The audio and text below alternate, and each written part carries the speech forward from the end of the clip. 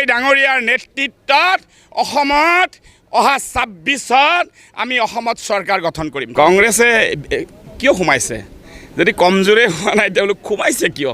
আগৰ তেওঁলোকতো ৰিপ্ৰেজেণ্টেটিভবিলাক এজেণ্টবিলাকৰ দ্বাৰা চলাইছিল, সোমাইছে কিয়? সোমোৱা কাৰণটো কি? বিশ্বাসৰ অভাৱ হৈছে, কাজিয়া হৈছে, আগত কোৱা নাই, সোমালেই কিয়?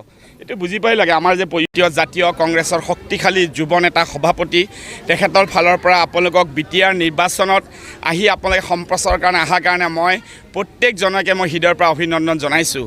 অনাগত বিটিআৰ নিৰ্বাচনত ভাৰতীয় জাতীয় কংগ্ৰেছে এক শক্তিশালীভাৱে যুঁজ দিবলৈ আগবাঢ়িছে। আজি গৈবাৰী সমষ্টিত আজি আপোনালোকে দেখা পাইছে আমাৰ মিটিঙৰ এটা শুভাৰম্ভণিহে আমি কৰিছোঁ। ইয়াত আমাৰ ষ্টেট ইনচাৰ্জসকল, আমাৰ লোকেল যি অসম প্ৰদেশ কংগ্ৰেছ কমিটি অবজাৰ্ভাৰ্ছ এপইণ্টমেণ্ট আমি সকলো মিলিত হৈছোঁ। ইয়াৰ পিছত আমি আৰু এটা সভাত যাম। তামোলপুৰ জিলা Congress, APCC incharge, local observer সকলোৱে জইণ্ট ভেঞ্চাৰ কৰি আৰু আমি লুক আফটাৰ কৰিম ইয়াত। আৰু আমাৰ সম্পূৰ্ণ এটা বিশ্বাস আছে যে বিটিআৰত এইবাৰ ভাৰতীয় জাতীয় কংগ্ৰেছে এক শক্তিশালীভাৱে নিৰ্বাচনী বৈতৰণি পাৰ হ'ব। কাৰণ বিটিআৰৰ জাতি জনগোষ্ঠী সকলোৰে আমি উন্নয়ন বিচাৰোঁ। বিটিআৰৰ অঞ্চলত থকা জাতি জনগোষ্ঠী যিসকল আছে সকলোৰে সম উন্নয়ন সম ন্যায় আমি বিচাৰোঁ। আৰু এই বিশেষ কৰি এইটো গৈবাৰী সমষ্টিত মই যিহেতু দায়িত্বত আহিছোঁ আৰু ডেফিনেটলি আমি সকলোকে লৈ এক শক্তিশালীভাৱে যুঁজ দিবলৈ চেষ্টা কৰিম। আৰু প্ৰমোদ বড়ো ডাঙৰীয়াই আমাৰ সন্মুখত কেণ্ডিডেট হ'ব আৰু আমি বিশ্বাস কৰোঁ ভাৰতীয় জাতীয় কংগ্ৰেছৰ কেণ্ডিডেটক আমি ইয়াৰ পৰা প্ৰমোদ বড়োক পৰাজয় কৰি ভাৰতীয় জাতীয় কংগ্ৰেছৰ এই চিটটো আমি লৈ যাম।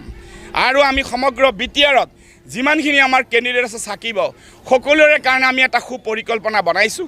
ইতিমধ্যে অসম প্ৰদেশ কংগ্ৰেছ কমিটি সভাপতিৰ নেতৃত্বত ২-৩ লানি আলোচনা হৈ গ'ল আৰু আমাৰ আলোচনা বাকী আছে। VC-টো আমি মিলিত হৈছোঁ। আমি আপোনালোকৰ পৰা আশীৰ্বাদ বিচাৰিছোঁ।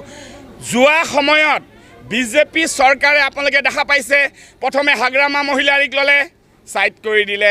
এইবাৰ প্ৰমোদ বড়ো UPPLক ল'লে, লাহে লাহে তাৰপিছত ইফাল সিফাল কৰি এইবাৰ বিজেপি দলে নিজে এণ্ট্ৰি মাৰিলে ডাইৰেক্ট। আৰু আপোনালোকে দেখাই পাইছে যি অগপ দল তেওঁলোকৰ লগত জইন হৈ থাকোঁতে অগপ দল এতিয়া অসমত শূন্য হৈ লাহে লাহে যাব ধৰিছে। আৰু তেওঁলোকেও বুজি পাব আৰু অসমৰ জনসাধাৰণেও বুজি পায়, বিটিআৰ অঞ্চলৰ ৰাইজেও বুজি পায়। আৰু এইবাৰ গৌৰৱ গগৈ নেতৃত্বৰ দৃঢ়মনা যে বিটিআৰ অঞ্চলত ভাৰতীয় জাতীয় কংগ্ৰেছৰ কেণ্ডিডেটৰ কাৰণে আমি যুদ্ধ দিম, জনসাধাৰণ ন্যায়ৰ কাৰণে আমি মাতিম। আপোনালোকে আশীৰ্বাদ দিব। বিটিআৰত ভাৰতীয় জাতীয় কংগ্ৰেছে এক শক্তিশালীভাৱে জয় হৈ আগুৱাই যাব। ধন্যবাদ। গৌৰৱ গগৈ ডাঙৰীয়াই পেহেলগামৰ ওপৰত ডিফেন্স মিনিষ্টাৰক যি প্ৰশ্ন কৰিছে, এই লাচিতৰ আৰু আহোমৰ তেজ থকা প্ৰশ্ন। গৌৰৱ গগৈ দম আছে কলিজাত। গৌৰৱ গগৈ বিজেপি গভৰ্ণমেণ্টে এই যুদ্ধ কিদৰে পৰিচালনা কৰিছিল ভাৰতীয় জনসাধাৰণক কিয় নজনাব? ভাৰতীয় জনসাধাৰণৰ টকাৰে যুদ্ধ চলিছে। আজি আজাদ কাশ্মীৰ কিয় দখল কৰি নললে? সদায় সদায় পাকিস্তানে ভাৰতক অত্যাচাৰ কৰে।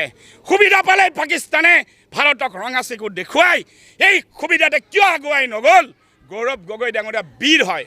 যোৱাকালি গৌৰৱ গগৈ ডাঙৰীয়া যি বক্তব্য আগবঢ়াইছে ভাৰতীয় ৰাষ্ট্ৰীয় ৰাজনীতিত ডেমক্ৰেচিত সোণালী আখৰেৰে গৌৰৱ গগৈৰ নাম লিখা থাকিব। Thank U. গগৈ ডাঙৰীয়াৰ নেতৃত্বত অসমত অহা ২৬ত আমি অসমত চৰকাৰ গঠন কৰিম। ধন্যবাদ। বিজেপিয়ে যিহেতু বিটিআৰত একপক্ষীয়ভাৱে তেওঁলোকে সোমাই বুজোৱা এটা চিষ্টেম কৰি লৈছে, গতিকে এই ক্ষেত্ৰত কিমান কংগ্ৰেছে কি ধৰণৰ? কংগ্ৰেছে কিয় সোমাইছে? যদি কমজোৰে হোৱা নাই তেওঁলোক সোমাইছে কিয়? আগৰ তেওঁলোকতো ৰিপ্ৰেজেণ্টেটিভবিলাক এজেণ্টবিলাকৰ দ্বাৰা চলাইছিল, সোমাইছে কিয়? সোমোৱা কাৰণটো কি? বিশ্বাসৰ অভাৱ হৈছে, কাজিয়া হৈছে, আগত কোৱা নাই, সোমালেই কিয়? এইটো বুজি পাই লাগে আমাৰ যে পজিশ্যনটো ভাল। Thank U.